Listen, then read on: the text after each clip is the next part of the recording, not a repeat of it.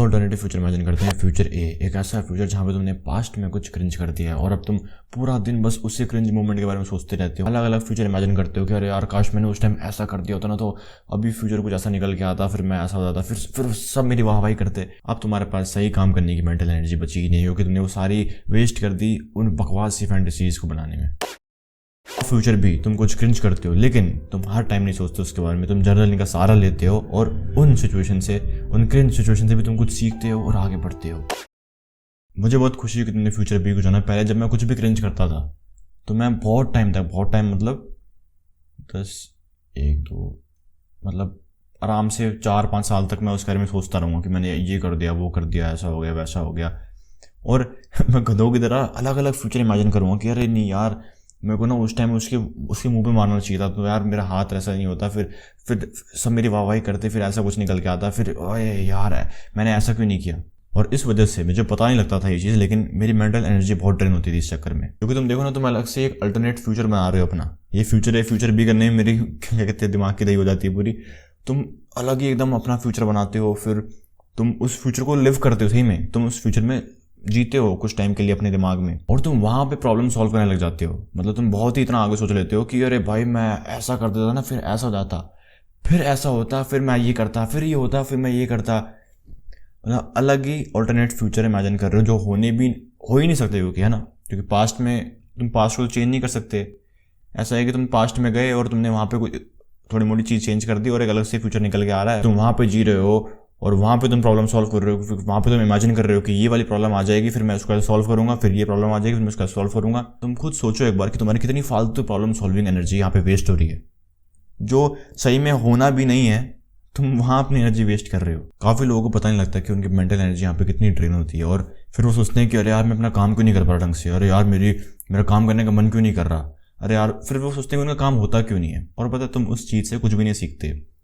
तुम्हारे साथ कल को फिर ऐसा होगा और फिर तुम कुछ भी नहीं कर पाओगे। फिर तुम वापस यही सोचोगे कि यार ऐसा कर देता, काश मैं वैसा कर देता, काश वैसा कर देता, वैसा कर देता। तुम बस फालतू इमेजिनेशन, डिफरेंट फ्यूचर्स निकालते रहोगे और अपने आप को मेंटली एग्जॉस्ट करते रहोगे और कुछ भी नहीं होगा। बस तुम्हारा टाइम वेस्ट होगा, तुम्हारी मेंटल एनर्जी ड्रेन होगी और तुम्हें अपने गोल्स अचीव करने में भी काफ़ी दिक्कत होगी। फिर इस चीज़ को मैंने ठीक कैसे किया? मैंने इसको ठीक किया जर्नलिंग से।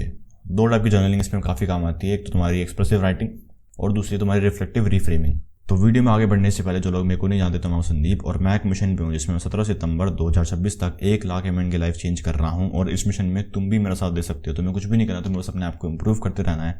और अगर तुम्हें लगता है कि मेरी वजह से तुम्हारी लाइफ में कुछ भी पॉजिटिव चेंज आया, तुम्हारी कोई भी प्रॉब्लम सॉल्व हुई, तो तुम इस चैनल को सब्सक्राइब कर सकते हो और मेरी वीडियोस तुम उनके साथ शेयर कर सकते हो जिनको मेरी वीडियोस की जरूरत हो। सबसे पहले देखते हैं कि काम करता है क्यों। देखो, एक्सप्रेसिव राइटिंग ये साइंटिफिकली प्रूवन है चीज़ कि वो स्ट्रेस कंट्रोल करने में काफ़ी हेल्प करता है। और पता है ऐसा होता है कि हमारा दिमाग अनएक्सप्रेस्ड इमोशंस को अनफिनिश्ड टास्क की तरह ट्रीट करता है। तो तुम्हें लगता है ना कि तुम्हारा सर थोड़ा भारी मतलब थका सा है ना, काफ़ी थोड़ा हल्का सा एग्जॉस्टेड फील लगता है तुम्हें, तो उस वजह से हो सकता है कि पास्ट में काफ़ी बार ऐसा हुआ है कि तुम अपने आप को ढंग से एक्सप्रेस नहीं कर पाए। जहाँ तुम्हें कुछ बोलना चाहिए था तुम वहाँ बोल नहीं पाए किसी भी कारण। तो ऐसा होता है ना बार कि ऐसा दिमाग में आता है कि यार उस टाइम में मेरे को ये बोल देना चाहिए था, ये कर देना चाहिए था, यार उस टाइम मैंने ऐसे क्यों नहीं किया। ये होता है ना ऐसा, तो उस वजह से होता है। ऐसा होगा कि तुम्हें बार बार उस चीज़ के बारे में याद आएगा। तुम्हारे दिमाग में आता है ना फ्लैशबैक, बार बार एकदम रैंडमली आ जाएगा। तुम कुछ भी काम कर रहे हो, एकदम रैंडमली तुम्हें याद आ जाएगा कि अरे यार उस टाइम ऐसा हो गया था। फिर तुम अलग अलग सिचुएशन इमेजिन करने लग जाओगे कि अगर मैं उस टाइम ऐसा कर देता था ना, तो यार अभी ऐसा हो जाता, फिर ये होता, फिर वो होता, ये सब बकवास करने लग जाओगे फिर। तो जो हमारे दिमाग में अनएक्सप्रेस्ड इमोशंस हैं, तो तुम उसको एक्सप्रेस करते हो, लिखते हो खासकर, तब वो कंप्लीट होते हैं और तब वो जो अनफिनिश्ड टास्क है वो कंप्लीट होकर ख़त्म होता है। रिफ्लेक्टिव रिफ्रेमिंग से क्या होगा, तुम्हारे लिए हर एक खराब से खराब सिचुएशन तुम्हारे लिए एक लर्निंग बन जाएगी। मैं क्या करता हूँ, मैं इन दोनों कॉम्बिनेशन में यूज़ करता हूँ। मैं सबसे पहले एक्सप्रेसिव राइटिंग करता हूँ, फिर मैं बाद में उसको लेके रिफ्लेक्टिव रिफ्रेमिंग करता हूँ। जैसे मान लो तुम्हें मैं एग्जांपल दूँ, तो लास्ट बहुत महीने पहले की बात है, ठीक है, सर्दियों की बात है खास करिए।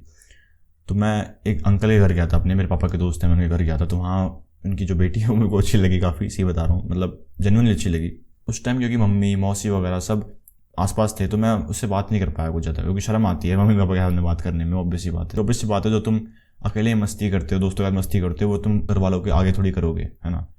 तो यही हुआ कि मैंने उससे बात करी नहीं इतना, मैं मतलब हल्का सा अवॉइड किया उसको। तो बाद में मेरे को काफ़ी ऐसा हुआ कि अरे यार ये क्या क्रिंज करके आया है। ऐसा हुआ कि मेरे दिमाग में अलग अलग चीज़ें आने लग गई कि अरे यार ऐसे बात कर लेता, वैसे बात कर लेता, ये कर लेता, वो कर लेता, ऐसे कर लेता, वैसे कर लेता, ऐसे बात शुरू हो जाती, फिर ये हो जाता, फिर वो हो जाता, ऐसे अलग अलग चीज़ें इमेजिन करने लग गया मैं। तो सबसे पहले मैंने एक्सप्रेस किया जो भी मतलब अपने आप को लेकर भड़ास थी ना कि यार भाई गधे गई कि जीका करके आ गया, इतना बड़ा लीडर बनता है, कैमरे के आगे तो है, वहाँ हवा निकल गई मम्मी पापा के सामने, क्या किया ये, कुछ तो बात करता, कुछ तो, अबे गधे गई कि जीरो कम्युनिकेशन स्किल तेरी साले, पूरी मतलब भड़ास निकाल दी ऐसे। और देखो ऐसा हो सकता है जब तुम लिख रहे हो, ठीक है, लिखना ही है, ठीक है, तुम बस सोचना नहीं, तुम्हें लिखना है, तुम्हें खुद हाथ से। तो जब तुम खासकर एक्सप्रेसिव राइटिंग कर रहे हो तो ऐसा हो सकता है कि तुम वो चीज़ एक्सेप्ट करना ना चाहो। जहाँ पहले मैं एक्सेप्ट करना नहीं चाह रहा था कि मैं डर गया, उससे बात नहीं कर पाया क्योंकि मेरी कम्युनिकेशन वगैरह इतनी अच्छी नहीं है, मैं वो एक्सेप्ट करना चाह नहीं रहा था।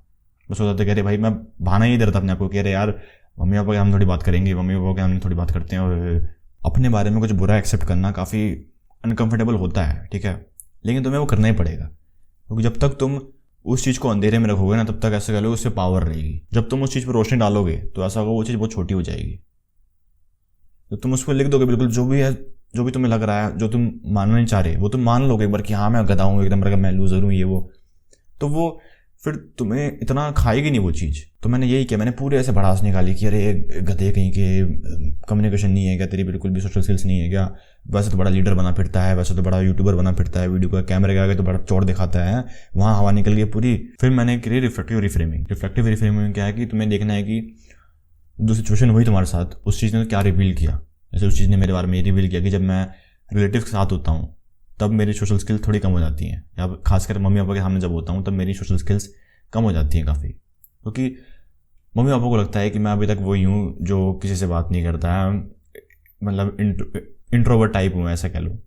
उनको ये लगता है, उनके सामने वो इमेज बनी हुई है मेरी, तो मैं चाहता नहीं हूँ कि वो इमेज ख़राब हो, वो ऐसे मेरे बारे में ऐसे सोचे कि हमारा बच्चा बहुत सीधा है, सादा है, ज़्यादा किसी से बोलता नहीं है। और फिर तुम्हें लिखना है कि तुमने उससे क्या सीखा, उस चीज़ ने तुम्हें क्या सिखाया, जो वो चीज़ हुई तुमने उससे क्या लेसन लिया।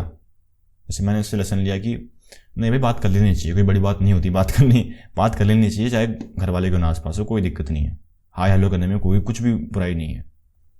और अगली बार तुम क्या करने वाले हो, अब जो तुम्हारे साथ हुआ, जो तुमने सीखा, अब तुम अगली बार अपने एक्शन में क्या चेंजेस लेके आओगे। वैसे उसके बाद से मैंने ये ठाना कि अभी जब भी कोई शादी होगी, फंक्शन होगी, कुछ भी मतलब ऐसा पूजा वगैरह होगी जहाँ पे रिश्तेदार वगैरह आएंगे, तब मैं वहाँ भी बात करूँगा लड़कियों से। मतलब कोई ओवरली मतलब ऐसा नहीं करा बहुत क्यूट है ये वो, मतलब हाय हेलो तो कर ही सकता हूँ, उसमें क्या बड़ी बात है ना। और मैंने वो किया, अभी हाल फिलहाल में भी पूजा थी हमारी, तो मैंने वहाँ बात करी एक लड़की से, बस हाय हेलो करी, बहुत छोटी बात थी लेकिन करी। वैसे ही तुम एक्सप्रेसिव राइटिंग और रिफ्लेक्टिव रिफ्रेमिंग का यूज़ कर सकते हो अपनी जो भी तुम्हारे साथ पास्ट में हुआ है उस चीज़ से हील करने के लिए और उस चीज़ से सीखने के लिए, ताकि तुम अगली बार वो चीज़ रिपीट ना करो। और देखो मैंने तुम्हें लड़की का एग्जांपल दिया, लेकिन तुम किसी भी सिचुएशन में इसको यूज़ कर सकते हो। जैसे मान लो कि कोई ऐसा क्रिंज मोमेंट हो चुका है, जैसे तुम्हारी पूरी क्लास में बेइज्जती हो गई हो, तो वहाँ उससे यूज़ कर सकते हो, उससे हील करने के लिए, उससे समझने के लिए, उससे सीखने के लिए, ताकि वो तुम्हें बार बार परेशान ना करे।